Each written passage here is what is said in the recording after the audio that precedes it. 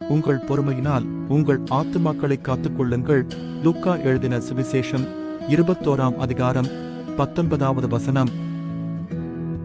நமது ஆத்துமாக்களை பொறுமையுடன் காப்பாற்றுவது என்பது நமது இதயங்கள், மனம் மற்றும் ஆவிகளை கவலை, பயம் மற்றும் அரிக்கும் விளைவுகளிலிருந்து பாதுகாப்பதாகும். கடவுளின் பிள்ளைகள் என்ற நமது அடையாளத்தை சூழ்நிலைகளுடன் தொடர்புபடுத்தாமல் பிடித்துக் கொள்வது. வாழ்க்கை குழப்பமாக தோன்றினாலும் கடவுள் கட்டுப்பாட்டில் இருக்கிறார் என்ற ஆழ்ந்த நம்பிக்கையுடன் வாழ்வது. பொறுமையின் மூலம் நமது ஆத்துமாக்களை காப்பாற்றுவது எளிதானது அல்ல. இது அறிவுறுத்தப்பட்ட முயற்சி, தினசரி ஒழுக்கம் மற்றும் கடவுளின் கருணை. ஜெபம்.